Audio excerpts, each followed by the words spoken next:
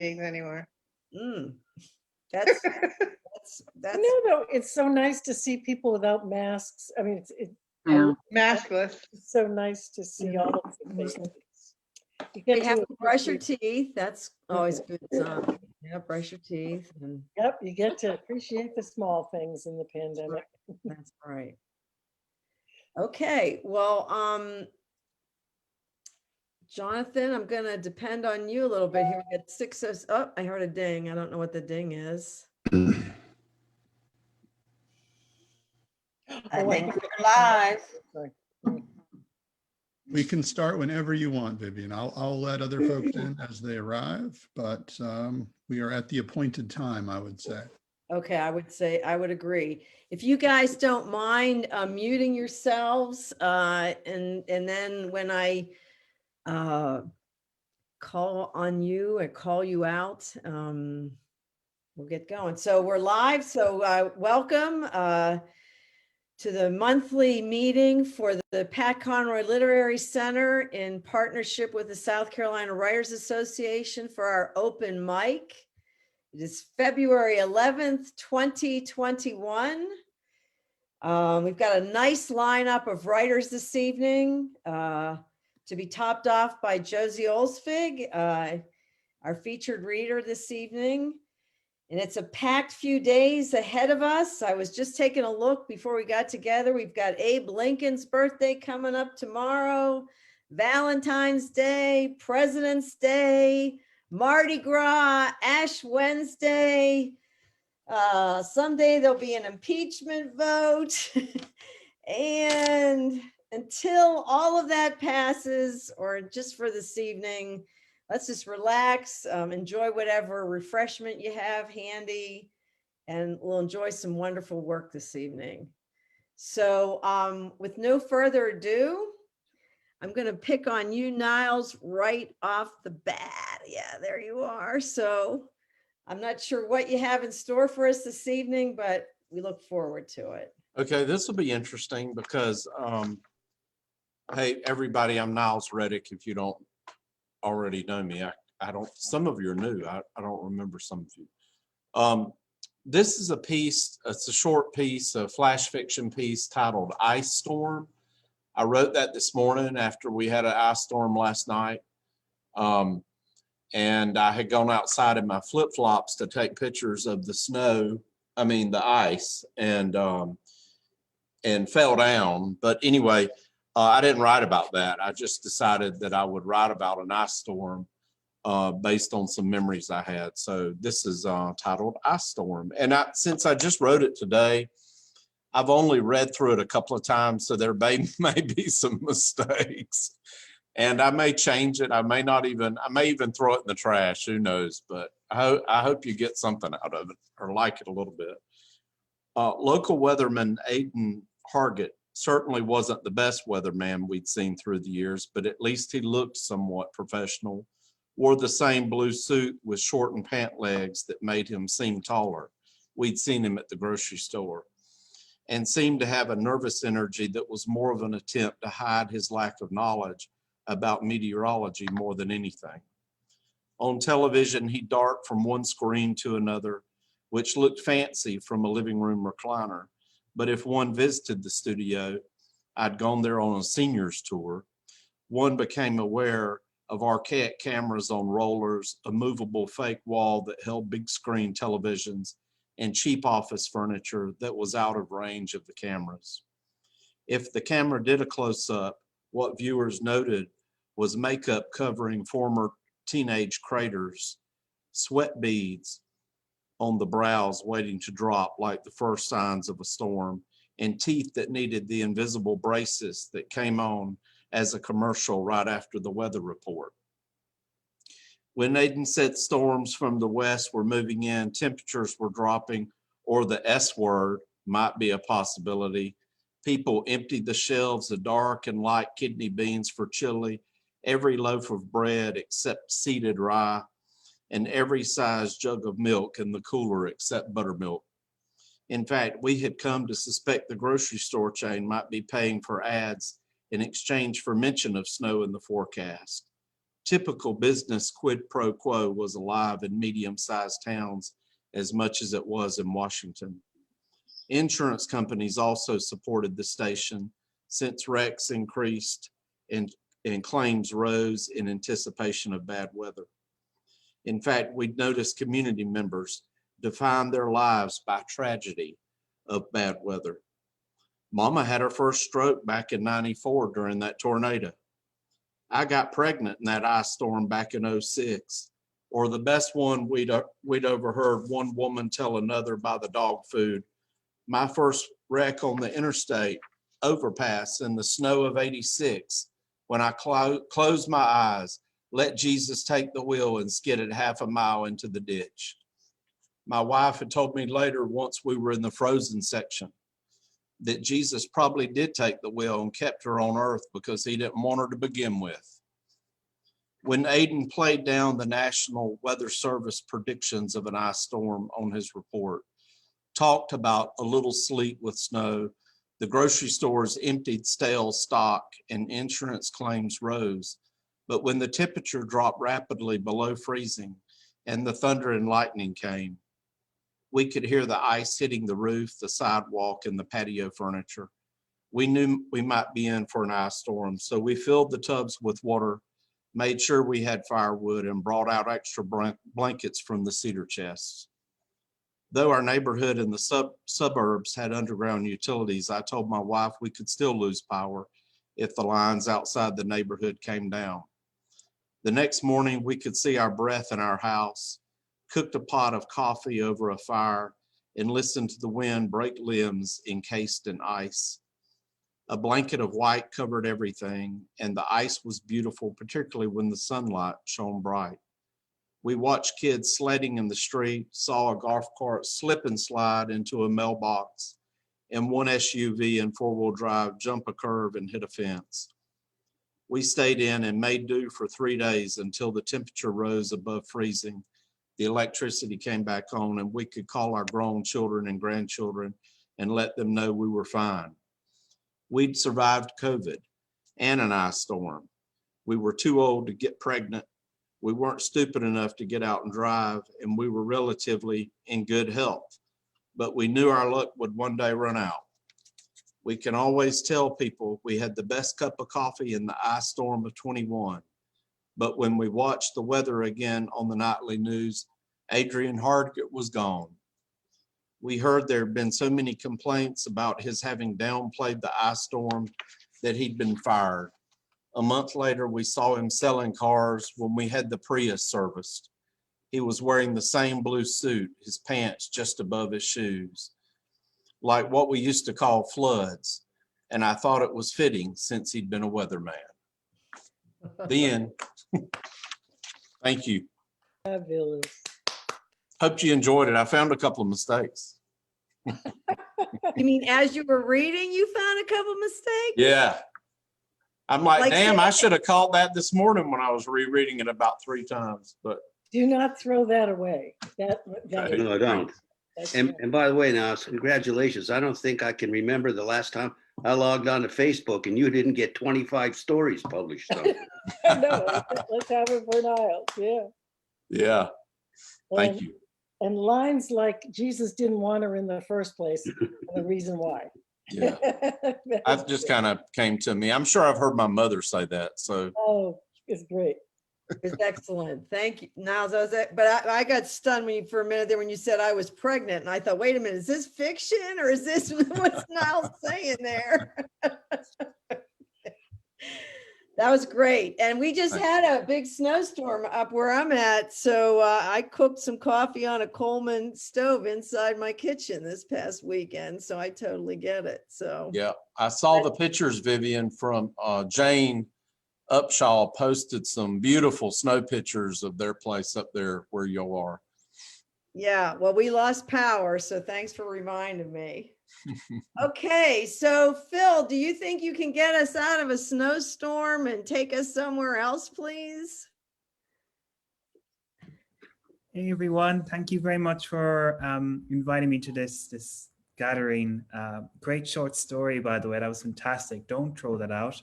I got two I got two short poems for you. I hope you enjoy. They're fresh out of the oven as well. Enjoy. All the shades of green, ivy, mint, and teal, soundproof, wet, wrinkled, cold, numb, things as might as well be green. Skin, sky, wine, a memory, the road home, Om. When I'm old, I'll be green, all shades of green. Thanks very much. It was, thank you. It's so nice saying poetry again to two people. I just, my heart's going a bit larger there. Thank you. Just one more poem for you. I wrote this for my good friend. It was her birthday, and she kind of said out loud in another open mic that she wanted a poem that people could dance to. So I wrote her a poem that she could dance to. For now, it's called Dance, and it might need a bit of tweaking, but hope you like it. Dance. Know the way your body can sway. Bend your weight, grounded, rooted down. Charge and stop, center. Lean back, come forward with your breath in and out. Still mantis, jump. Monkey, hook hands around, crouch. Crane on one leg, hands out. Duck, fall, jump. Two snake hands roll around, mold your body down. Shake as the bear wakes up in dawn. Slow tiger stalks come around. Finish somewhere, a delicate structure, timed, proud. Then you can just relax. Or you only just begun.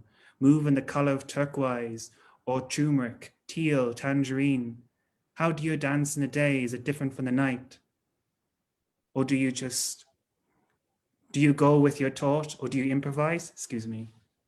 How much is too wild? Show me, just dance.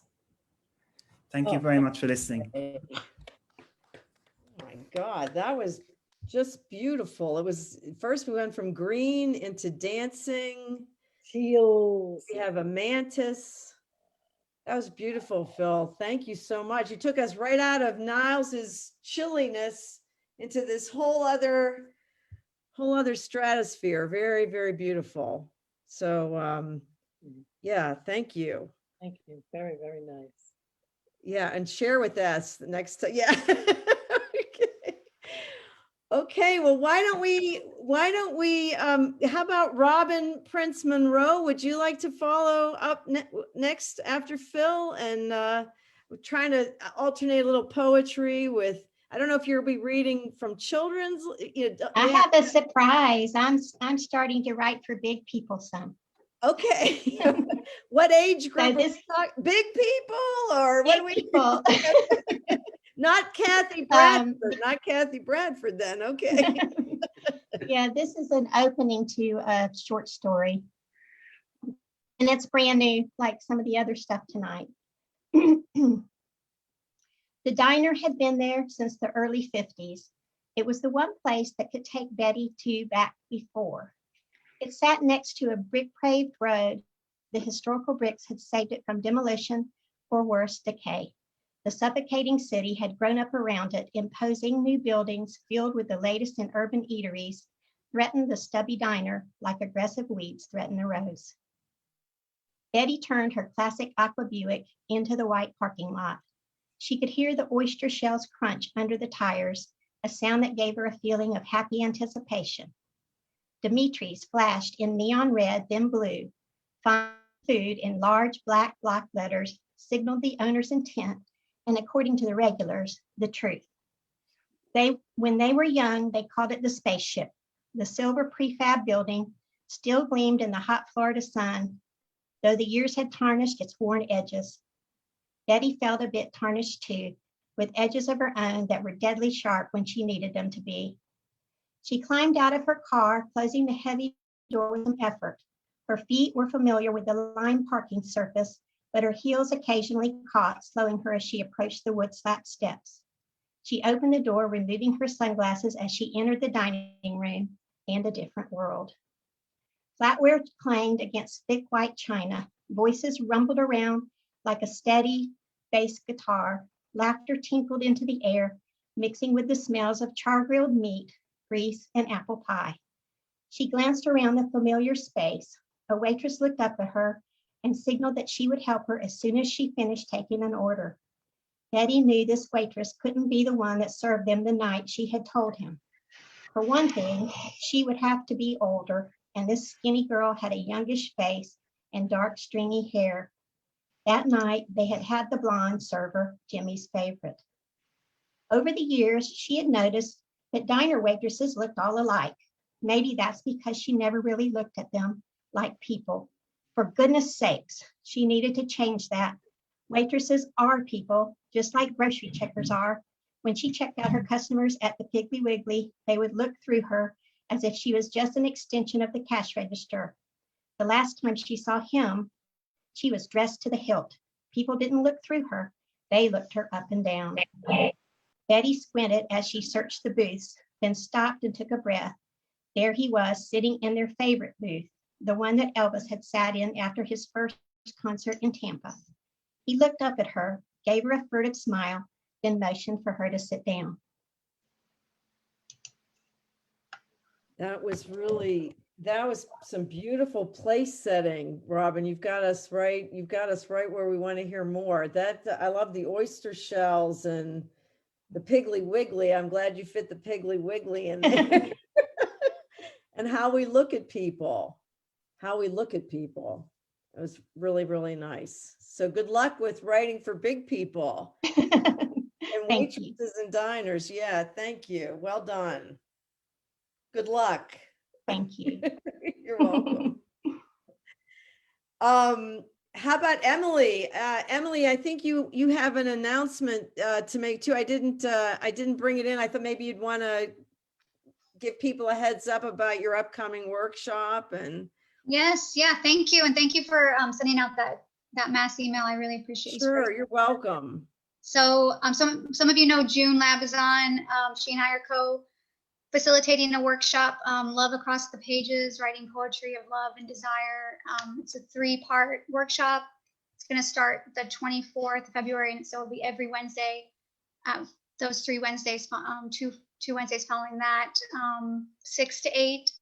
And there's 2 scholarships, so please have a look at the Pat Conroy Literary Center Facebook page, and you can get full details about how to apply for those scholarships. I think the deadline is Monday, the 15th. So yeah, thank you. You're welcome.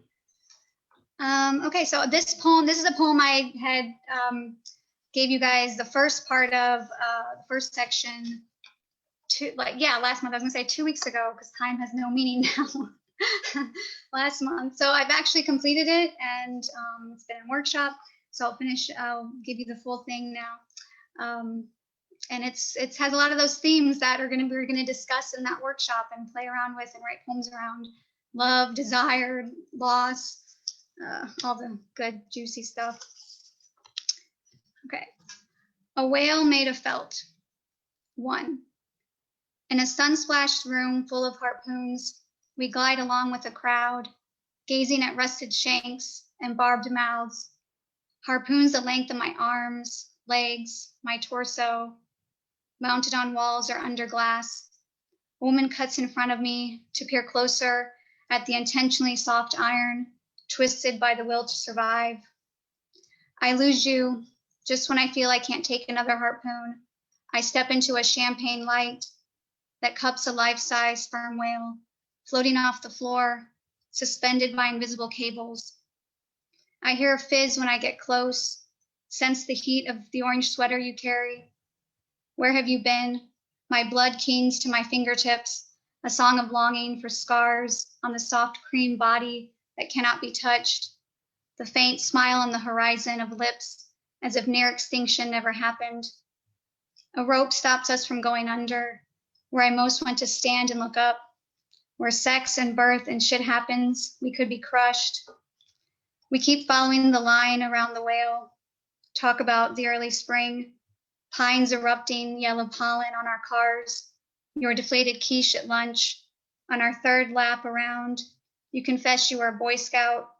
I guess we won't be sneaking under any ropes. What do Boy Scouts sell? Ammunition, I ask. You laugh. The diamond glint of sea, and the whale's side unzips, as long as your laugh, as wide as your smile. We dive inside. 2. Cream sheets rise and dip in all directions. We roll into the belly. Twilight. The air shimmers with salt. The sea's pollen. Now I see your irises. Clearer are sunflowers. We hold hands, run and roll into the belly again and again. Breathless. Everything is felt. Everything we touch is of heat, moisture, pressure. When I speak, your lips move. We lie like a pair of lungs, releasing the intensity of a whisper. We can be any organ, so you pick the brain sometimes. Offer me algebra, long division. Eventually, I lean into you for the answer, and we play our favorite, the heart behind the heart, breathing and pulsing together, giving without asking, will this hurt? 3. Of course, fear is the first harpoon. You merely toss the words, I can't do this forever. I have a son and a patio to build, but they hit me hard in the back of my head, like lemons, the sharp way I start some sentences with, this is serious, to pretend I'm tough. Who brought in the X's? Both of us. The cutting head of memory. The night your parents fought over a gun. Replaced gun with bottle and mine never stopped. More and more I'm a spleen clinging to you, crying. The door ripped off my closet of sadness. Sometimes I don't realize what I take out. A photo of an alligator with a butcher knife in its head. Am I talking about myself? You respond with a story of a pigeon who swooped down on your table in Phoenix. A syringe through the neck. What are we saying? The cream sheets are more like concrete under my feet. Your smile, a canoe, fading, paddling down your black driveway. Could we be harpoons because we entered this not knowing? Not quite. The heart behind my heart thrashes. Thank you. That's amazing. That's just amazing. Thank you. You did so Emily. much. You did so much there that the way you bring us into, I mean, it invoked for me a particular museum whale exhibit, use the harpoons, and oh my gosh, so much going on there. And Awesome. you hint for the first time at an Emily I don't think we ever guessed was there. Wow. Those were some images. Thank you. Thanks. Yeah, I would. Go ahead. Go ahead. Yeah, Barry, go ahead. Say the line, giving without asking, will this hurt? There's a line to think about a lot. Yeah, that was right on the money. Yeah, extinction, love, these ideas of syringes and harpoons and rising and dipping. Yeah, Algebra. exactly, Phil. Exactly. Sheets turning into concrete. All in the belly of the whale. Thank you, Emily. Thank you so much. Yeah. Okay, a little Jonah going on. Is this guy's name Jonah in this poem? I'm kidding. Okay. Beautifully done. Okay, so I don't know whether to do this to you or not, Brad, but I think you can take it. There you are. Hi. Did you Hi, Hi. I know I'm putting you right up there after Emily. Did you bring something to read tonight?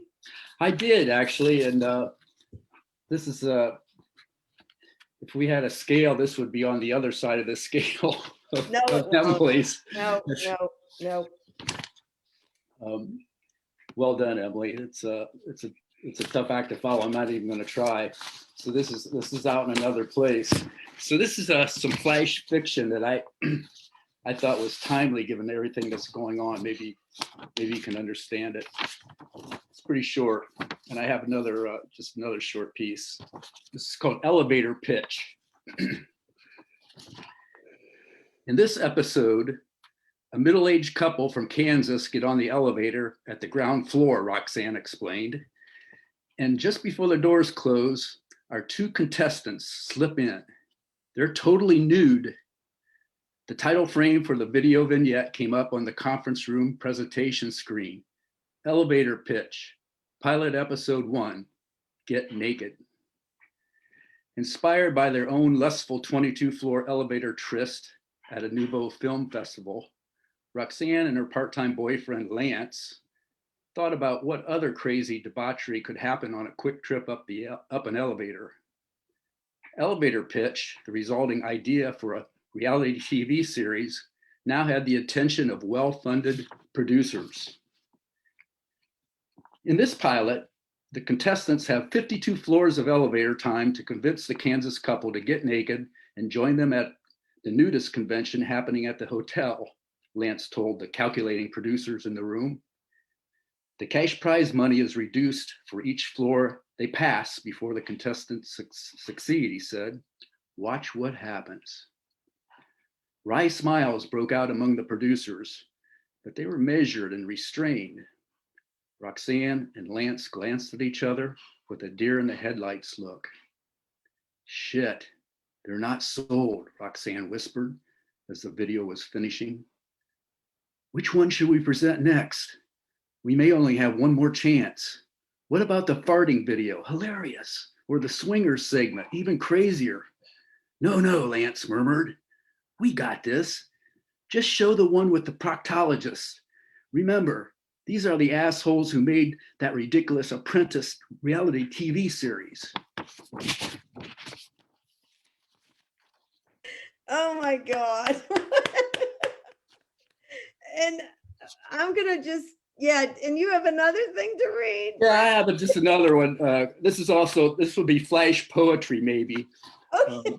Is flash the operative word here tonight? Yeah, sure, I guess. I'm trying to be cool and use literary terms. You're fine. You're fine. like Sincane. Some of you probably know what a Sincane is. I didn't know this is a writing assignment I had, and it's a poetry format with 5 lines. I don't even know. May not even pronounce it correctly. But each line it was invented by Adelaide Crapsey. Yeah. Mm-hmm. It's like a haiku Thank you, Jackie, because I'm like Yeah. The first line has 2 syllables, and then the second 4, the third 6, fourth 8, and the fifth has 2 syllables. Okay. It was an excruciating writing assignment from a class. So I have just 3 quick ones here. First one is called Faith. Love, hate consumes the world. Omnipotent forces. The infinite battle rages. Love wins. Second one is called Odyssey. Go far, travel wide, deep, open, mindful, alive. The journey is all that we have. Wild ride. So after a couple heavy ones, I had to go a different place to get balance. So this one's called Relief. The beach, a few cold beers. I look to the ocean when my bladder is in motion, like fish.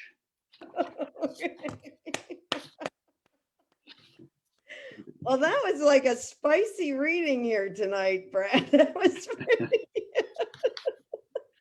that was a wild ride. I'll give you that. Thank you. Naked people in elevators. All right. Well, I don't want to fall. Go ahead, Brad, please. No. I was going to say, I don't want to follow that up. Well, Susan didn't join us tonight. So guess what, Jenny? I'm going to have you go.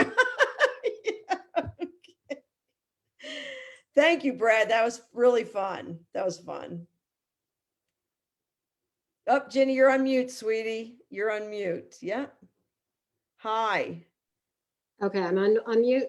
Perfect. Perfect.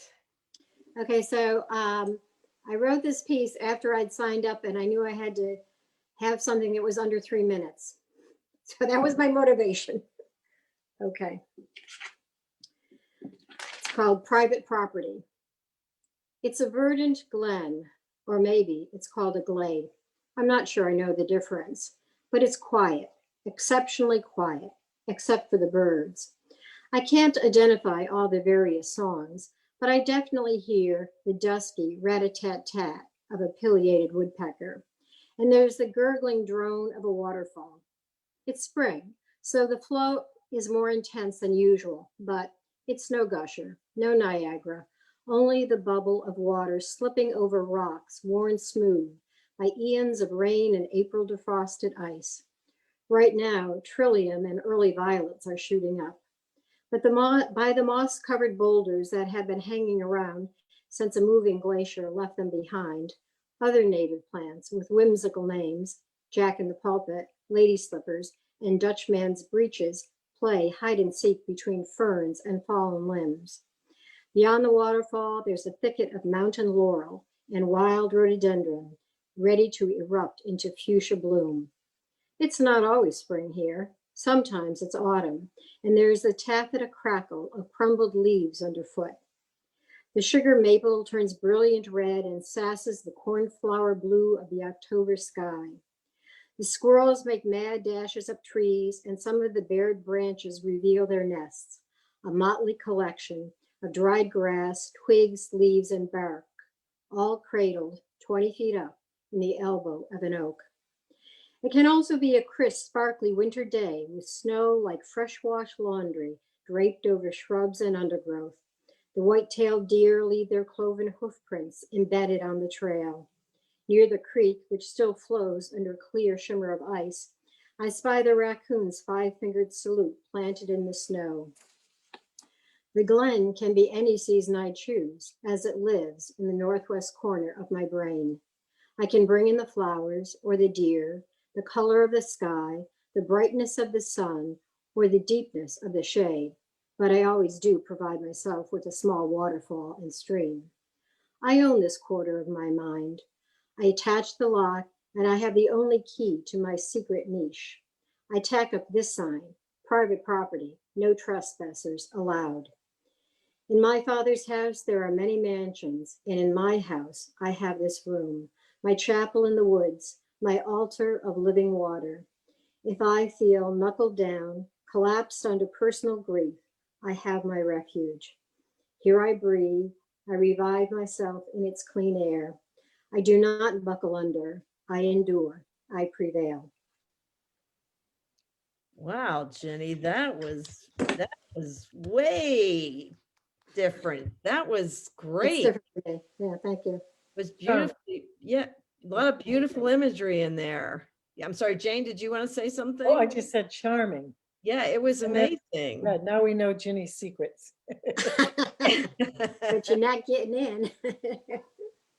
I don't think I've ever had experienced a more diverse reading night as we are tonight. We've gone from whales to men on beaches to glens and ice and weathermen, and it's just so let's keep on going with Barry Dixon, because only God knows what's going to come out of this. Hello, everybody. I see lots of new faces out there. So let me say I'm Barry Dixon. Vivian's right. And I have two manuscripts out there. One is a manuscript of poetry that the publisher says, quote, will be going to press in March and releasing in April, end quote. And a second thank you. A second manuscript, which is a collection of micro memoirs, just little events from my life. That's also floating around out there. And I was doing some paperwork this morning, and I realized that I can never decide between which two to read from when I come here. But I realized this is the anniversary of an event in my life, which will be obvious. So I'm going to read one for the micro memoirs. Winter 2012. This is called Retirement Spot. Enough already with the snow. This putting on the living room carpet and taking a full swing near the knickknacks is getting old. Time to move south.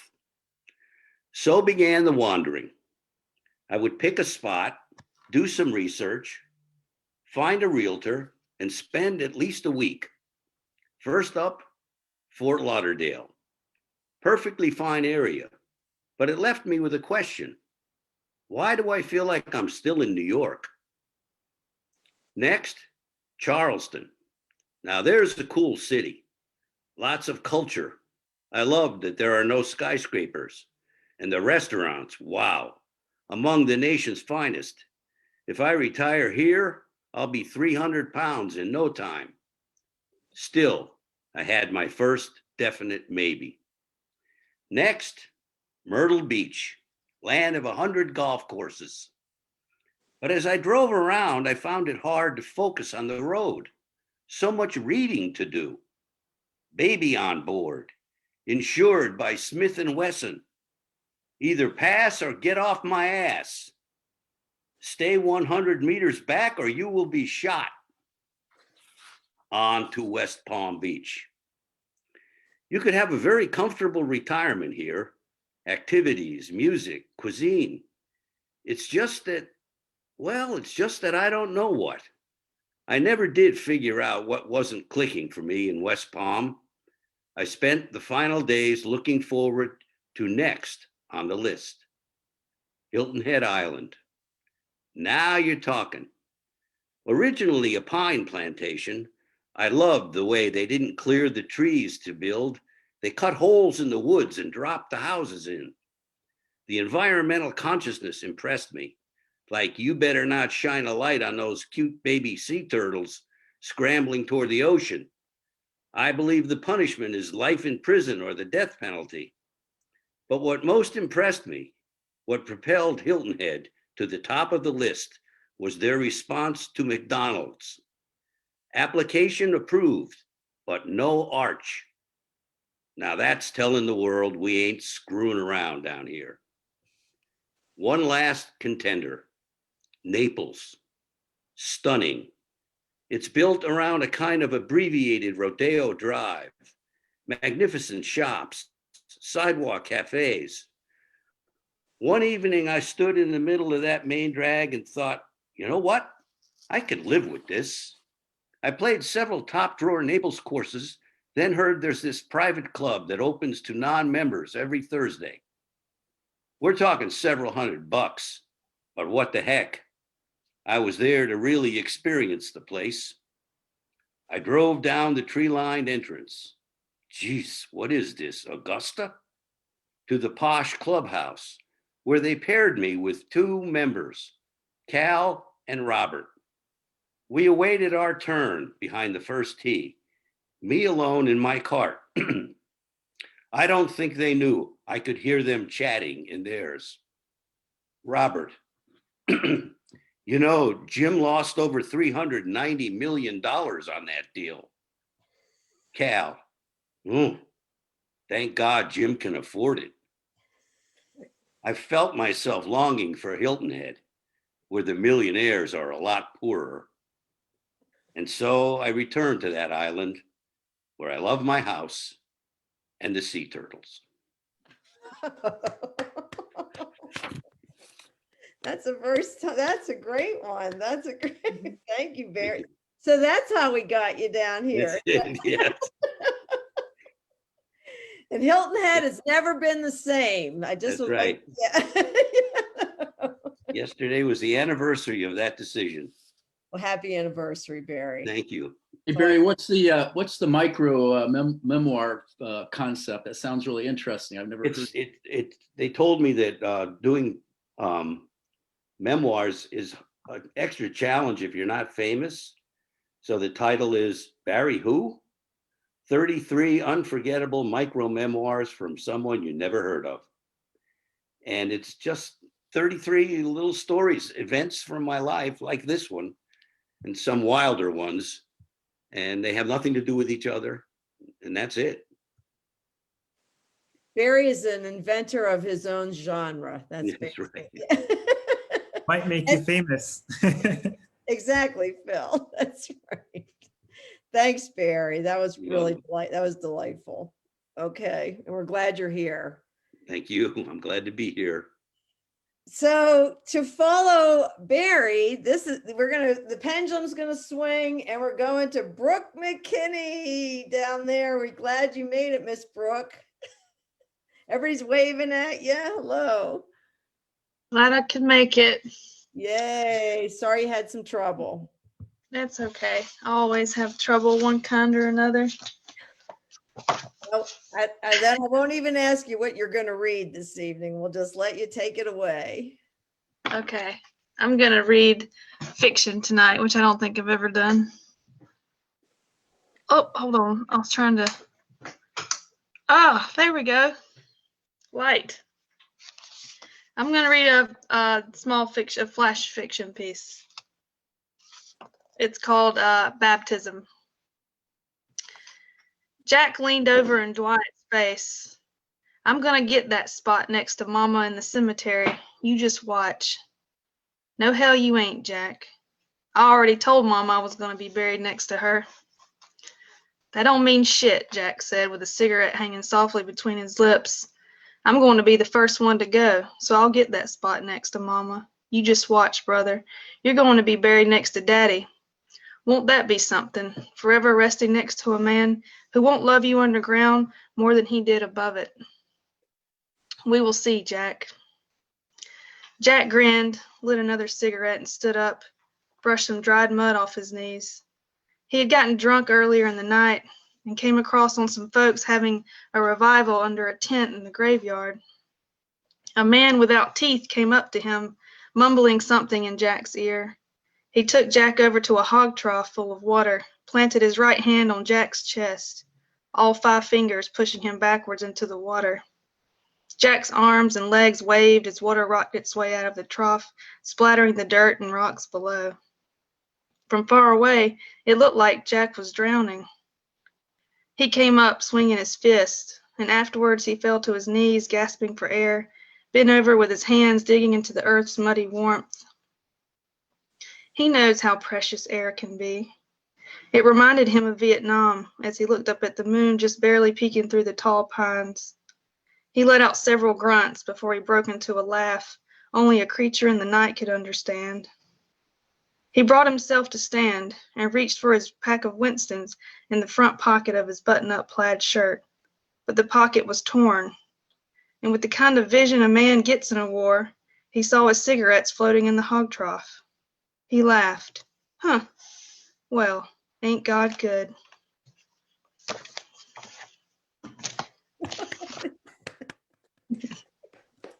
Wow.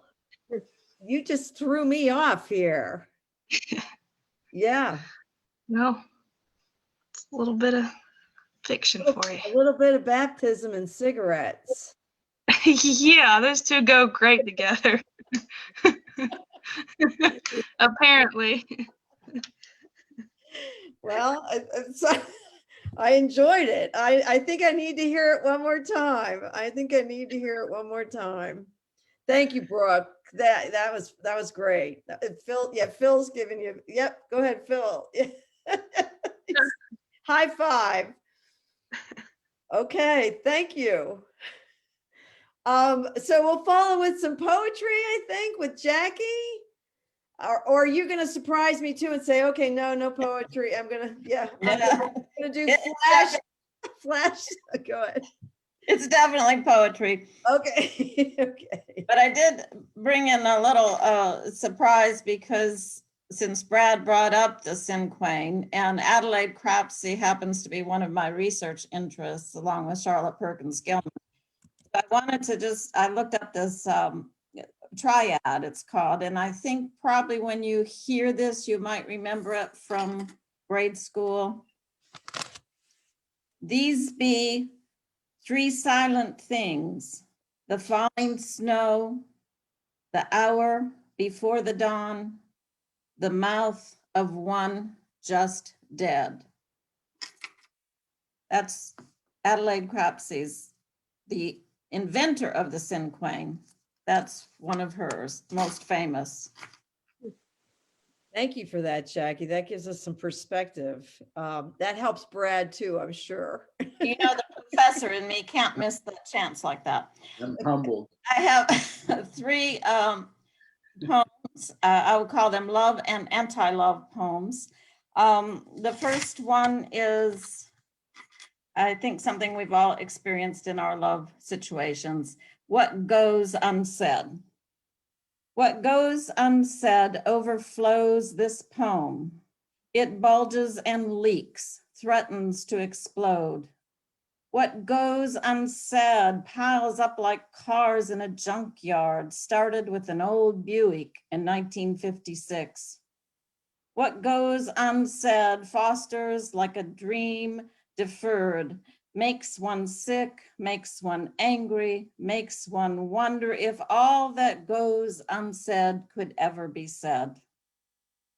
When what goes unsaid is spoken, the Hoover Dam bursts, Haley erupts, fire and ash, words tumble all over themselves, a Niagara Falls of words to be carried away on the river of saying.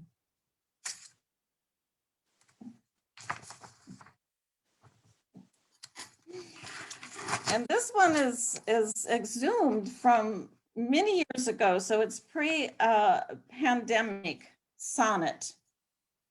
You bring red tulips, in honor of Valentine's Day, by the way.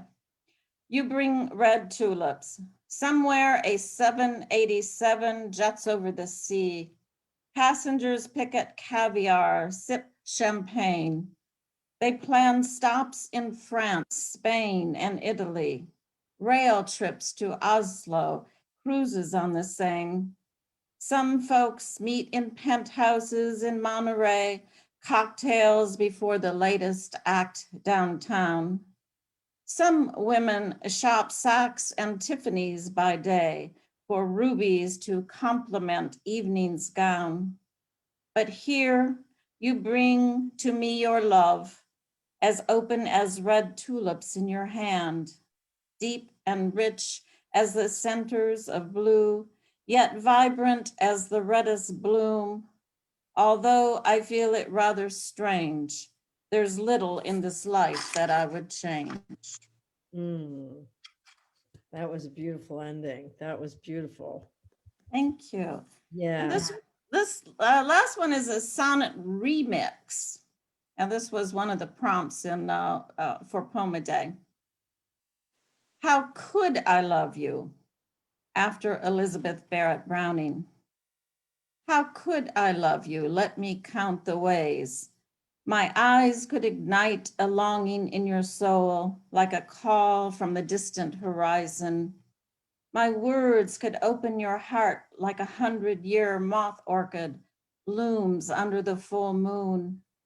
My touch could transform your skin to an exquisite censer of light, illuminated cell by cell.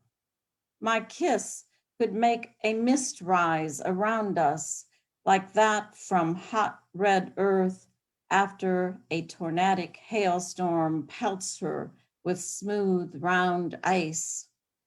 I could love you as we live and breathe if you choose, and pray not better after death. Thank you. That's a great Valentine's poem. I think I need a copy of that to read on Sunday to somebody else in the other room here. I'll send it to you, Vivian. Thank you, everybody. Thanks, the last line. Jackie. Thanks for the lesson. Yeah, I'm sorry, Jane. Yeah, Just said it, the last line was spectacular. yeah. Really, really great. Well, happy Valentine's Day. All right, so Jackie had us on a plane there for a little while. Susan, are you going to take us on a travel adventure? Oh, once you're on. Yeah, yes. Okay. Yes, I will. This is another piece from my whatever I'm calling it, a memoir. It's a collection of impressions and stories and things. It's called Among Men. November 14th, 2008. Into Africa I fly on a one-way ticket. Journey through 14 countries in 22 months on local transportation. Learn, rest, change. A woman without advantage of youth or money. The journey has many pieces. This is one. The Stitch. November 25, 2008.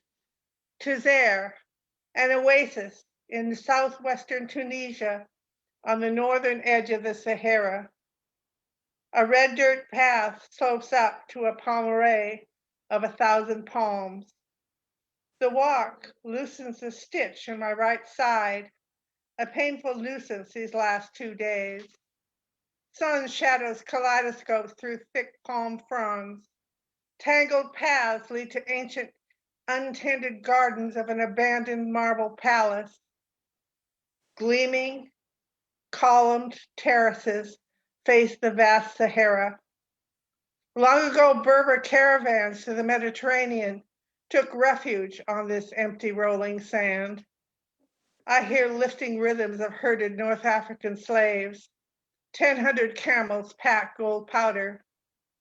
I go down the hill, my right side still in a knot. A large red and white striped tent is sunlit against a dune. I enter the open flaps. Tiny bells tinkle. Tall rows of shelves hold patterned clay pots, olive wood elephants, foxes, camels, owls, twisted gold bracelets, crystal goblets, hookahs. The knobby turbaned proprietor crinkles a smile. Warm brown eyes puzzle into mine. Are you in pain? Well, to tell you the truth, yes. He bustles me to the second aisle of his tent, tosses a small rug. Lie down on the rug, madam. Lie down in your stomach. His fingers walk my back, neck, spine. I hum low, fall into celestial stupor. He digs deeper. My hum becomes splendorous, breathy gulps. He lays on my back, rocks me. The motions of our bodies come together. Tiny bells tinkle. Within seconds, the little man has left me and is formally greeting his customer. I flounder on the rug, appear from around the second aisle, move toward open tent flaps, pain-free. The proprietor beams after me. Come again, we will finish. Wow. That's a hell of a trip. All of a sudden, there you are with this man on your back. So it's a true story. He really said that too. That's the last thing he said. Brooke left me speechless and you're doing the same thing. So that's unusual. That's nicely written. A lot of beautiful imagery in there, Susan. Thank you. Thank you. Yeah. Okay, Jane, I'm going to let you follow Susan. I'm not going to let you. I'm asking if you'll please follow Susan. So Oh, thank you so much. welcome so much. Okay, this was part of an exercise. I wasn't going to read this story, and yet tonight something about all the Buicks and the crushed oyster shells, and I thought, well, I'm going to keep that theme going. So I put one story away and pulled up another one on my screen. This is the result of a workshop at Pat Conroy Literary Center with Niles Reddick. And this was written first as 100 words, and now it's 1,000. Stop me when you have to, okay? And the name of it is Uncle Buddy's Buick. The 53 baby blue Buick Roadmaster pulled into the crushed oyster shell driveway at Grandma and Grandpa's cottage, taking up most of its length. Uncle Buddy leaned on the horn, yelling, "Come see what I bought." 12 of us kids tumbled out to the side yard, the grown-ups trailing behind us. The car was all dazzling chrome, from its toothy grille to its jaunty portholes, and on down the long arc of trim to the rear bumper. All of us, boy and girl cousins alike, knew that nothing said cool like white walls and a top-down convertible. Uncle Buddy displayed both in his new sedan, as our folks called it, and we adored him for that. Even our parents seemed impressed. Uncle Buddy's Buick was every kid's dream. It was sleek but big as a blimp. It floated down the road in a way that suggested a dirigible and demanded admiration. Its cushy broadcloth and nylon interior was perfect for bouncing around inside, Every one of us would have given the contents of our piggy banks for one ride with Uncle Buddy and a minute of his attention. Hey, who wants a ride? At first, he loaded us in groups of 4, 3 in the back, 1 in front. He was a bachelor and unused to the sound of screaming kids, so it didn't take long for the quarreling to try his patience. By the next Sunday, he insisted upon 2 at a time. The following week, he said even the 2x2 arrangement caused too many fights over who'd sit where, so the sedan outings became individual rides. Cousin Willie pouted, "Aw, man, it'll take forever to get another ride with Uncle Buddy."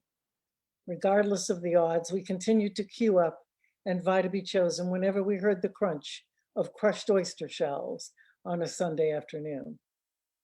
I was the oldest girl of the 12 cousins, and in the midst of a chubby, unattractive phase that summer of 1954, instead of becoming shy and withdrawn, I ratcheted my personality up, raising my voice over all the others. The cousins and my sisters took to calling me Gabby. Soon even the grown-ups called me that. I deserved it, but wasn't sure how or if it would help me to win Uncle Buddy's attention. "Uncle Buddy, me," I whined one Sunday in August. I towered over the other kids, but his eyes passed over me, lighting on my youngest sister. Ellie was given the nod, and he cavalierly took her hand and ushered her into the idling roadmaster. "You picked her before, no fair," I yelled. He ignored me and came around the car and slipped behind the wheel, dropped the gear shift into reverse and pulled away. Her large brown eyes followed me from the front passenger window. Ellie would get the last ride of the week. I wasn't chosen the next week either. Again, Ellie was awarded the last ride. "She deserves it," Uncle Buddy explained. "She's polite and quiet. She doesn't scream like the rest of you hellions." He laughed and lifted her gently onto the front seat. I stomped into the cottage to complain to my mother about the unfairness of it all, knowing she would speak to her brother. The third Sunday in August dawned hot and steamy and progressed to hellish by afternoon. We kids sat in the backyard fanning ourselves with whatever would create a breeze, too wilted to put on fresh bathing suits and walk to the beach for an afternoon swim. The nylon webbing of the lawn chairs stuck to our legs, and when we wriggled free, the tubular aluminum burned the backs of our legs.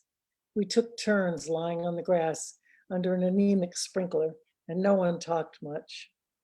Over the late afternoon buzz of insects, we heard the crunch of oyster shells. A horn blared from the side yard. "Uncle Buddy!" We scrambled from various positions of repose. 24 bare feet scampered down the patchy path to the driveway. 24 arms jabbed other cousins out of the way. But I was the fastest and most ruthless of all and reached the roadmaster first. He sighed. "Guess it's your turn, Gabby. How about you and me go get an ice cream?" Ice cream and a ride in his convertible on a day like this, worth all the waiting. "Chocolate, Uncle Buddy? With chocolate dip?"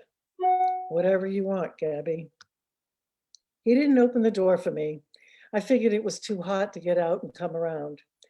So I crossed in front and let myself in. Nestling into the bosomy passenger seat felt like climbing onto Grandma's lap when I could still fit. I laid my head back and savored the moment. Scooching closer to him, I gave him my best smile. "Just me, Uncle Buddy?" "Just you, Gabby." The roadmaster cruised to the Dairy Queen, moving like an enormous Macy's parade float. I waved and called out to every kid and grown-up I saw, imagining myself a princess in a baby blue coach driven by a handsome prince. I'd never forget this day. 30-some years after that halcyon summer, most of us cousins met at Wilhorn's funeral home to pay our respects to Uncle Buddy. Grandma and Grandpa had died long ago, most of our folks too. Ellie hadn't wanted to come, saying she hated wakes, but I insisted and drove to pick her up. After evening visiting hours, we stood on the wide veranda, chatting with relatives who'd shared those long ago summers with us. I said to some cousins, "It's like saying goodbye to our childhood. Uncle Buddy's Buick should be here to get a decent burial too. Willie chuckled. Who knows? Maybe it'll show up for the funeral tomorrow. One by one, we turned to leave. I left, sad that our uncle was gone, delighted to have reconnected with family, wistful to the summers of our youth. I linked my arm through Ellie's, still playing the big sister, and headed her across the lot to my Buick Skylark. Inside, she turned to me, her face contorted with the effort of holding back tears. Gabby, tell me you didn't know Uncle Buddy abused me every time he took me for a ride. The sun fell from my sky. What are you saying? She sat looking at me, wordless, allowing me to rewind my mental videotape, I guess. Something poked through the memory of that summer of '54. She's quiet, he'd said. No, Uncle Buddy, no. Why didn't you take me instead? So that's my Buick story.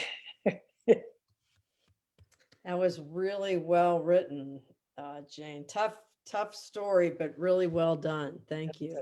Yeah, with thanks to Niles. Great class. Great class. Yeah, well written. Thank you. Thank you. Thanks, Jane. And I love what you've done with it. I love the way it's turned out. Oh, thank you. Well, Brilliant Flash Fiction has already rejected it, but we'll send it around some more. There's some more places. Yep. Oh, of course. Yeah, just do what Barry does and get on. Just follow Niles and see how many awards he's getting. And Oh, I then do all the time. follow I've that seen trail. all- Yeah, follow that trail. All right. How about some Elizabeth Robin? I don't know if you'll do a little poetry, because last time I said this and then you didn't do poetry. So I don't know where you're going to be with this. I fear I'm not doing poetry. Sorry about that.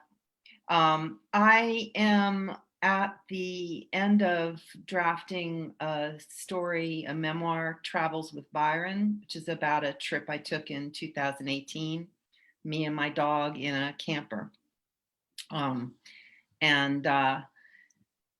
I am at this point where I just wrote something right now. I'm calling it the afterword, and I'm just going to read you like 3 minutes of it that I think will make sense as a piece, just to give you a sense of where I landed, I guess. And it would be nice to know what you think of it. I'm just calling it afterward right now. I don't even know if it's going to go at the end or where it'll go. But I'm just about done with the project. So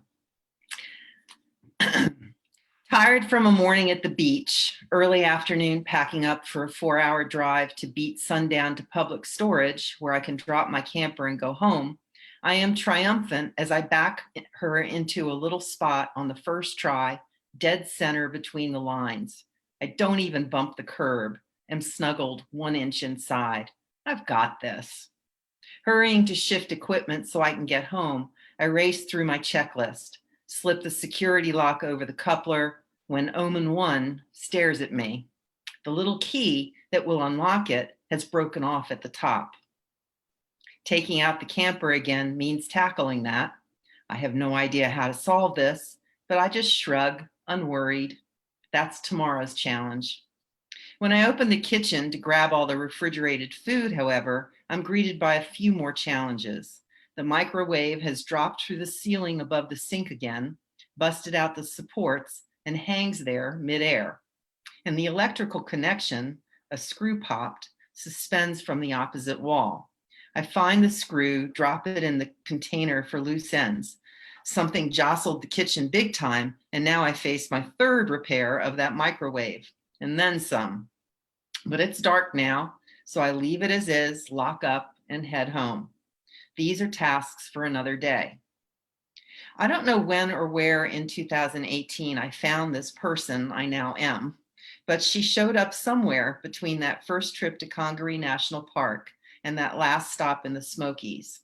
Before then, a site like that kitchen would overwhelm, like the day I returned from the Matthew evacuation and just wept in the driveway, the part where my car would fit among the fallen trees, until neighbors and a friend showed up with crews to chainsaw a path to my house. Mind you, I sat before an untouched house, sobbing. But in 2021, a year into COVID isolation and a world I don't recognize, I look at disaster differently. Now it's just something to put on a list, dissect, and troubleshoot. I study YouTube videos. I walk with assurance into that local hardware store whose sheer size used to overwhelm, and ask questions until I have what I need and know what to do. I figure it out. This extends beyond the camper, but it was alone for months on that trek through national parks that I found myself again, or maybe for the first time. When I began this journey, I was a reluctant acolyte. My tire pressure light would pop, and I'd eventually ask my neighbor how to check the pressure and refill the tire. When he saw that I still hadn't actually done what he suggested, he intervened, came over, got my keys, and went to the gas station and filled them with air for me. This, how I managed for those first 2 years, a slow crawl to independence forged one embarrassing lapse at a time. I knew I could learn these tasks, but inside also understood that each time I mastered something George used to do for me, he was a little more dead. Those 105 days in that camper, traversing the country and all the terrain it offers, handling busted couplers and frayed electric hookups and flat tires and blistering temperatures and wild forest fires, those days forged this woman now puzzling how to fix that damn microwave so it will stay in its housing the next time we hit a good bump in the road. It's a useful metaphor, isn't it? Wonderful. Being an RVer myself, and this time that was really well done, and that is a great metaphor of growth. Nice writing, Elizabeth. That was really well done. Thanks for that journey. A lot of journeys tonight. Yeah, go ahead, please. No, thank you. I just thank you. Yeah, really well done. Yeah, especially the coming back to Matthew. That was an interesting picture for many of us. Yeah. Yeah, that was the year he died. Oh, So that was the first year I was by myself, and I didn't do it very well. Not a graceful first year. there's no good or bad way to do any of that. So No, yeah, clearly not. no. Carl, I think you've probably had experience with Matthew too. You're in Hilton Head, correct? No, I'm in Beaufort. Oh, okay. Well, we got it too. So okay. Matthew's a big deal for us because we had just recently built a house and moved in, and then Matthew came right after that. So Okay, welcome. Yeah. That could be a micro memoir. Okay. no, I'm leaving that behind. Okay. All right. Well, what are we going to hear from you this evening? Welcome. Well, thank you, and I appreciate listening to everybody. It's great information. I released a novel in October, and it's about a story about a homeless man who suffers from bipolar disorder. And it's written in first person. The guy's name is Chili. And Chili opens the book by saying, "I killed a guy. It bothers me." And then he goes on this quest to find the wife of the guy he killed. So he's on the run for 3 years, going from shelter to shelter to avoid the police, and still trying to search to find this guy's wife. But as he goes, he writes letters for other homeless people in the shelters. And he also writes poetry. And I'd like to read one of the poems he wrote throughout the story. And trust me, I'm not good at reading, certainly not good at reading poetry. So bear with me on this, and hopefully you can understand. It's a reflection from his homeless perspective, looking at the Statue of Liberty and what the Statue of Liberty means to people in America. Thank And you. it's called No Shelter for Guilt, which is also the title of the book. Rebuff your radiance, greened of tides and times, the golden door that masked blacks, browns, the yellows, the poor. Back ever turned to the beckoned, ever calling, sealed lips neath torchlit seas and shadowed shores, your honor, less armored, less honored. Dimmed the glare, the flame mask glow, Little warmth does it throw in its compromise of equality against opportunity. Haves have and nots not, nor welcome, framed in time past, offers little more. We the people scourged by promises deprived, plagued in circumstance, homelessness the condition, helplessness the contagion, the plague. Brotherhood whittled away to Nimrods, the bell of liberty knells. Deafened by our babble, a din in our land, full of talk of us, not to us, not for us, of dreams paraded in rejection. Dawn after dawn, the silent sentinel, the reaper's grim welcome. The voices stopped. I am not waiting. What so proudly we hailed was a hand up, not a hand out. Those dead, killed, to be killed, dying amid amber fields of grain, sea to sea, my soul yearns. Bombs bursting in air, the glare, aware, I dare my forsaken heart to cry out my denial. Houseless we are, no shelter for guilt, no peace, tranquility lost. Perched buzzards that lurk to rip of silent life, the wake more deadly than the dead, bare head, shine, virtues vanished. Green with prosperity, or envy, or jealousy, or glut of the harbor, and we revere the cry. The face of copper that cried with the siren's call.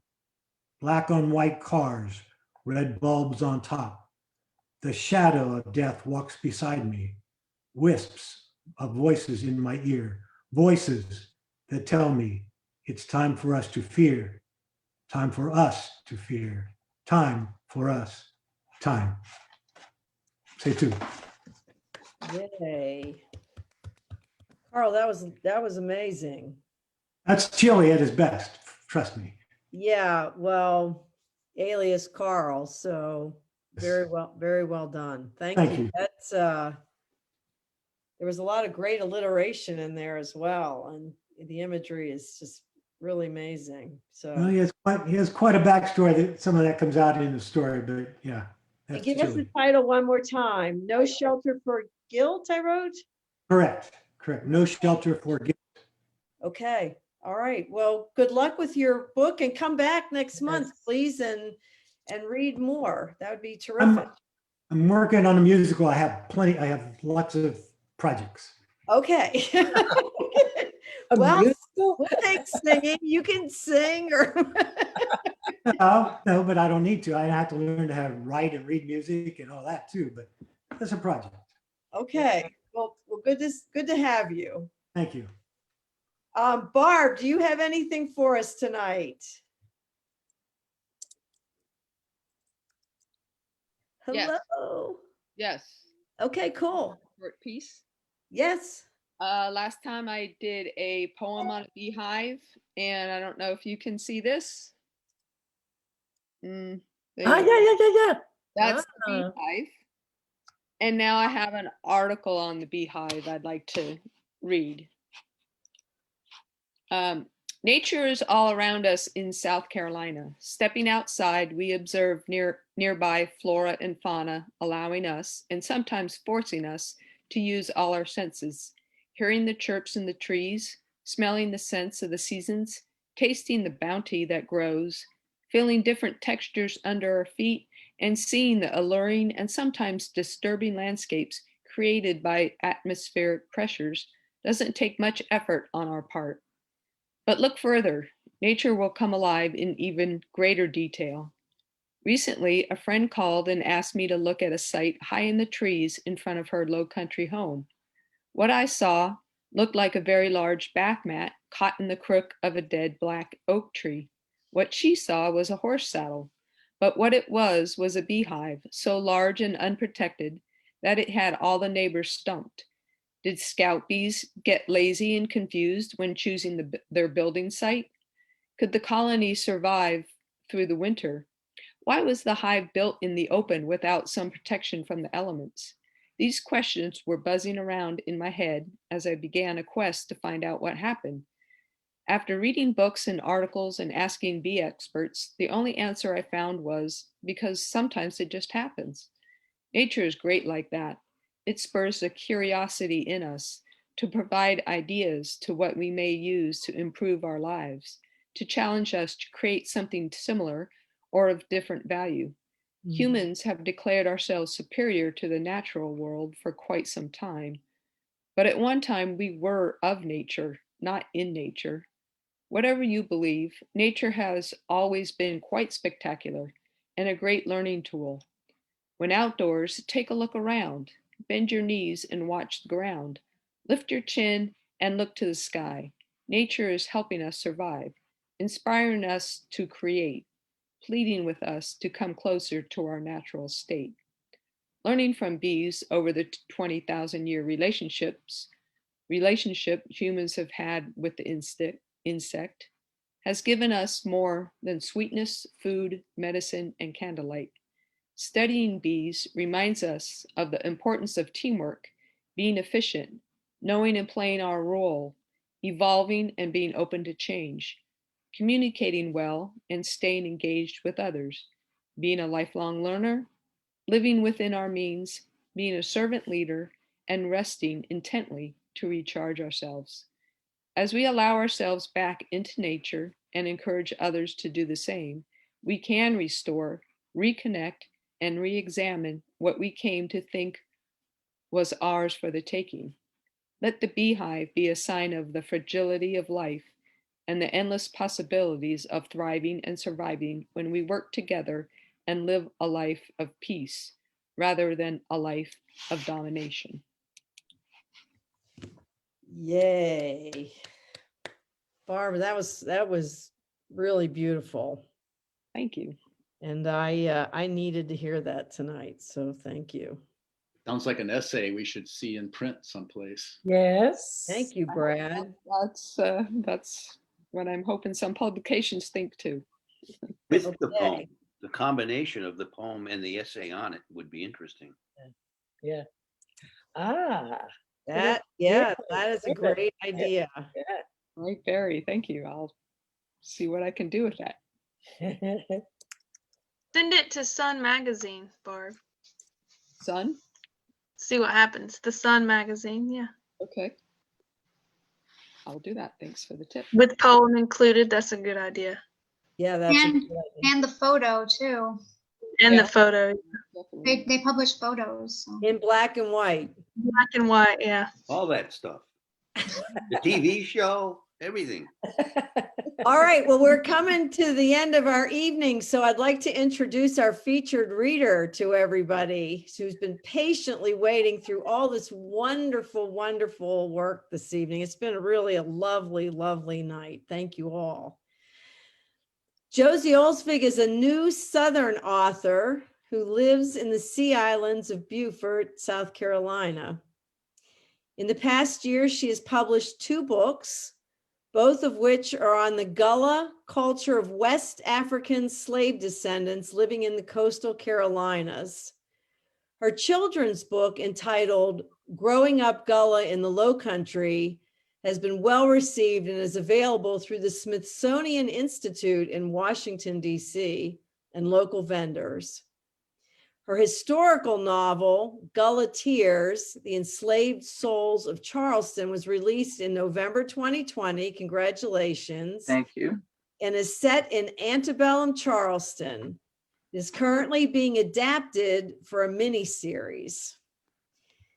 In her prior life, Josie was an attorney and social worker who spent her career addressing child abuse, domestic violence, sexual assault, and human trafficking.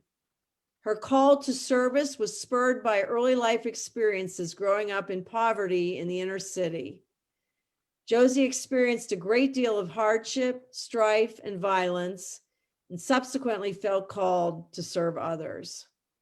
She was challenged to change her life circumstances and put herself through undergraduate and graduate school, where she gained degrees in social work and law. She also studied public administration and public policy at the London School of Economics. And she was subsequently barred in multiple jurisdictions, not barred like kept out, barred as a lawyer, and admitted to the U.S. Supreme Court, which is amazing, amazing accomplishments. Before her retirement, Josie wrote legal articles on social and child welfare issues, and after moving to the South from the Midwest, she became deeply interested in the Gullah culture and race-based slavery. After a career fighting injustice, Josie chose to put pen to paper and focus on one of the greatest injustices of all time, slavery in the antebellum South. After publishing her first 2 books, she has begun to write articles for local and regional websites, blogs, and the Modern African Diaspora Experience Museum located in Dayton, Ohio.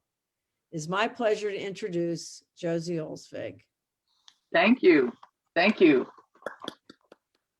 Well, I feel like the least among us here.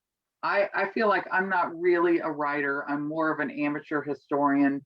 I have published a couple things, but I could never write some of the quality stuff I have heard this evening.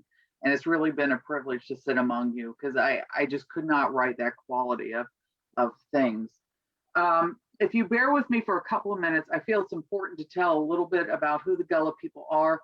I know that even if you live locally here in the Lowcountry, a lot of people really don't understand all aspects of who the Gullah are, how they got here, what is their culture about, and that kind of thing. So if you give me a couple minutes, I'd like to tell you a little bit about who the Gullahs are. I think it's been mentioned that the Gullahs, also known as the Geechee, are descendants of enslaved West Africans. They primarily come from along the west coast of Africa. Principal countries are Sierra Leone and Angola. And they were originally captured by warring tribes and then usually sold to British merchants who were involved in the slave trade. Most of the money that funded these slaver ships was American money, largely coming out of the deep pockets in New York City, Newport, Rhode Island. These people were brought across the Middle Passage in slave ships that were packed usually twice the capacity. So just merely from being packed in, people would suffocate and die just being loaded in. And then they were in horrendous conditions. There was no plumbing, no draining. They were usually brought up every couple of days to be exercised. They would try to flush out parts of the boat while they were up. They would dance the slaves, make them exercise, and give them some kind of gruel to eat, but it was only every couple of days. So you had a substantial number of people who died along the route. Their bodies of the dead and the dying, people still alive, were thrown over ship. And so sharks would follow the ships and eat the bodies as they were being thrown over.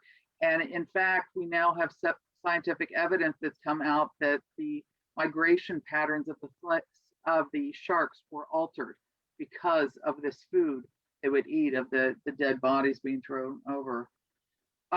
Charleston was the epicenter of slavery. More than half of those ships landed in Charleston at Gadsden's Wharf. 84% of all African Americans can now trace their heritage to Charleston because of this fact. And because of it, the International African American Museum is being built in downtown Charleston. It's going to be opening next year. And there's going to be many cool things at that museum, but one of them is that all the slave ship records have been digitized just in the last few years, and those will be available for people to research their heritage. There's going to be a lot of other things, but being able to research is really going to be vital, I think, for a lot of people. Why those particular tribes in Western Africa were chosen to be brought here on slaver ships is because of the particular knowledge that they had of growing rice. They had been growing it for thousands of years, and it was something that the planters of British descent were never successful in growing. But it's a very complicated crop. It has 5 stages of growth. You have to flood it and drain it. You have to trim it. And it was just something British planters couldn't do. The other important thing I wanted to mention is that the Gullah language is a proper language. It is a Creole language, but it is not just bad English. And more books are actually putting that language into print. There's still only a handful of them, but they are coming into print, and they actually document translations. So I know for a long time would consider it to be bad English. And if you're around here, you will hear the language that has its own particularized melody and posturing and phraseology, like they, for instance, will call daybreak a day clean, you know, certain phrases like that. But at any rate, and they're also famous for the sweetgrass baskets and a lot of other things, and I won't go completely into their culture, but I just wanted to give you some highlights of it. As mentioned, the book I wrote is called Gullah Tears, The Enslaved Souls of Charleston, and it is about the history of the Gullah people. And I'm going to be reading to you from about the center of the book, chapter 12, and it's about Charleston's Great Fire. There are a couple actually big ones, but this one was in 1838. And I thought I might mention a couple differences with slaves. There is a difference between city slaves and plantation slaves. Not everybody knows that. People will go visit a plantation once and think they know everything about the slave culture. And there was kind of a strata. City slaves kind of being at the height of it. If you were a house slave in the city, that was probably the best life you could have as a slave. And you could dress better and some things like that. Nonetheless, there was a black code that controlled everything you did, everything you wore, the hair, you know, kind of haircut, head covering you had, the kind of fabrics you could wear, how loud your voice is, you know, things like that. But below that would be the house slaves on the plantations. They had a better life. And then the worst life was among the field hands on plantations. They really had the worst of it. And their life expectancy back in the 17 and 1800s was 7 years, which actually is still the same life expectancy we have with slaves currently, people being human trafficking. With the human trafficking going on, I don't know if you're aware, but human trafficking is now 4 times as bad as it was before the Civil War. So we haven't learned any lessons. It still goes on. I'm going to read to you again. This is about Charleston's Great Fire. Lying on her pallet outside her mistress's bedroom door, Lydia was restless as she tried to sleep. She stared out the hallway window at the twinkling stars and the crescent moon. It was a mild night, and the window was open. The lace curtains moved gently as the cool breeze circulated through the second floor. Lydia missed her sister Octavia. Lydia lingered on the memories of her most recent visit and what it was like when the two lived together at Twin Oaks. She missed the closeness and companionship the two had shared there. They had been through so much together, the loss of their mother and the death of their young brother, who had been gunned down by an overseer. Lydia could always cling to Octavia when she needed to and rely on her for support. They had been that way for as long as she could remember. Lydia pictured the slave cabin the two had shared as children, her pallet next to Octavia's in the crowded room where 8 other enslaved workers slept. They would pass a doll their mama had made for them one Christmas back and forth. As her mama was able, she added little embellishments to the doll, like a scrap of cloth or a bit more hair.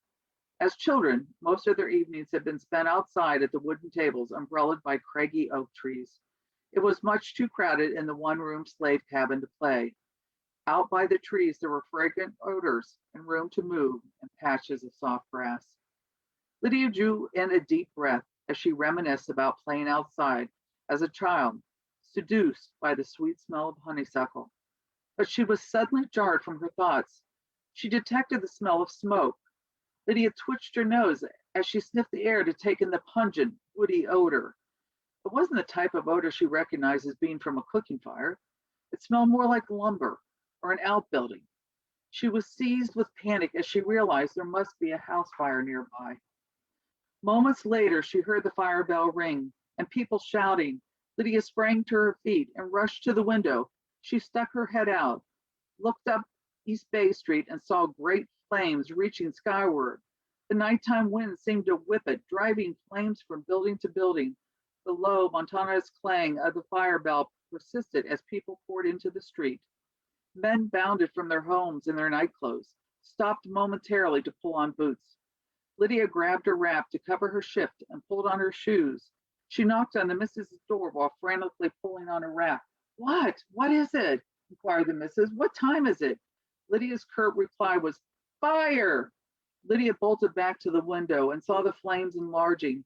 A sick dread settled into her stomach as she caught sight of the mighty flames engulfing the buildings in the business district. Lydia ran back to her missus's side and helped her into her wrap, then quickly grabbed her shoes, laying them by her feet. She darted down the hall to wake the master, who was sleeping in a different room. Lydia found that he was already up and pulling on his clothes. Her panic felt electric. She fought her emotions, trying to decide what to do. A prickling sensation ran down Lydia's back as she wondered how the blaze had started. She sped out of the house, looking north towards the flames. A crowd of men and women grew. Some ran up to the burning buildings with a bucket in either hand. As she wandered into the street, Lydia's eyes stung from the smoke. She searched the crowd for the other enslaved servants and the whereabouts of the master. She saw him run down the street with a bucket of water in either hand. Lydia looked back to her mistress, drawn in a panic for some signal as to what to do. She motioned for Lydia to go on. People were swarming everywhere. Their panicked voices shouted to one another. The air was heavy with smoke, making it difficult to see. She overheard a neighboring man shout at his wife standing at the threshold, "Wake up the children, start rounding them up. We need to get away from here." Another neighbor from an adjacent house hollered, "Get all the buckets you can find. This is a big one. We'll need all the water we can get." When he saw Lydia on the street, he shouted, "Hey, you! Girl, get a bucket and fetch some water. Don't just stand there." She hurriedly looked for a bucket and ran back to the water pump in the yard. With pail in hand, she ran towards the flames. Her heart lurched as she began to grasp the dire magnitude of it all. Women were screaming and wailing. One woman dropped a baby down to her husband's waiting arms. The pungent odor of burning wood wafted over the crowd, grabbing them like immense fists. Lydia struggled as she carried the heavy pail of water, splashing it all about. She moved as fast as she could, hoping to help in some way. Fear and panic grabbed hold of her as she realized the city was engulfed in the flames of hell. Citizens and the members of the mainly Negro volunteer fire brigade fought valiantly, but the flames were too intense. Suddenly there were explosions. Unable to discern what was spurring them, Lydia wasn't sure. I'm sorry. I just hit a button. Lydia wasn't sure which way to run. It could have been coming from the powder magazine or another stockpile of gunpowder and ammunition. Only God knew what it could be. All Lydia knew, she needed to get away from it. She saw people in panic running blindly in all directions. Then an eruption and all sorts of debris went flying.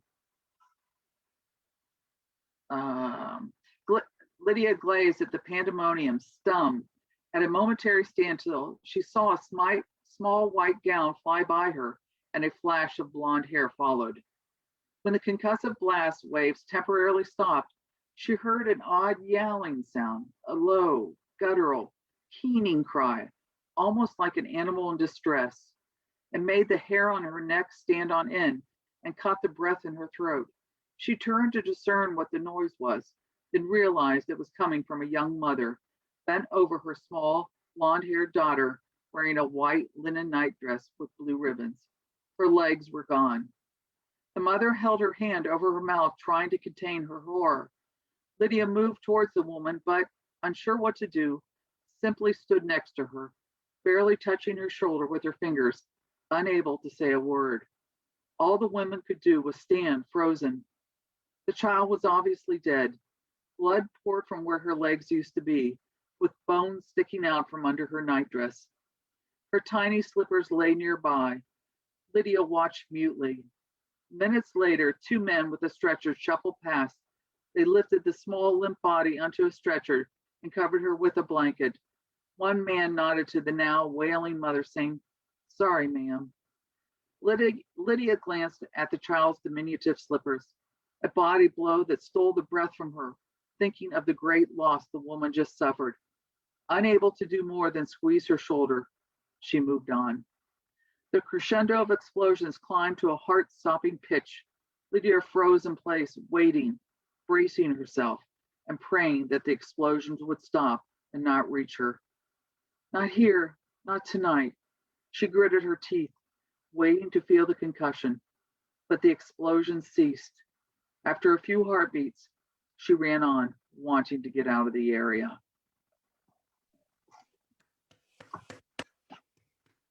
Thank you.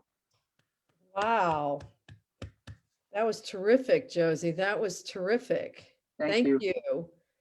Hey, I hope I didn't miss this. What was the cause of this fire in 1838? Is that correct? I didn't say, it actually is at the end of it. They investigated. First, they thought it used to be up by Calhoun Street. That was called the neck of Charleston. And above that is where some free people of color would live. And there were also collections of Black men that would have open fires. And they first tried to blame them, but ultimately it came down to a general goods store, and they determined that paint had combusted and started the fires, but it burnt like 60% of the city. And ultimately we had another big fire after the Civil War. Ultimately there were statutes in place to stop the building of wood buildings. That's why so much is stone. I think there's only one wood building left in Charleston as a result of this, but that's what it started from. Well, thank you. And then the title of your book is Gullah Tears. Yes. Yep. Great book. That's a beautiful color. Yeah, a cover. Yeah, they did a beautiful job on that.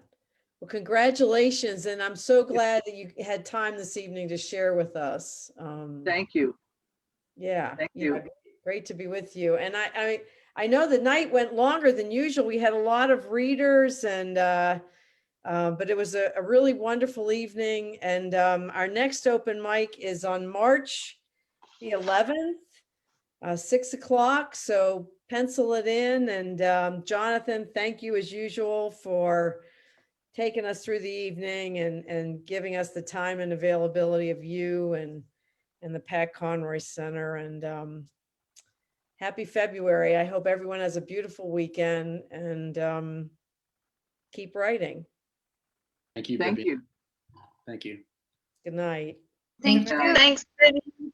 You're Thank you, welcome. Vivian. Good night. Bye. Bye.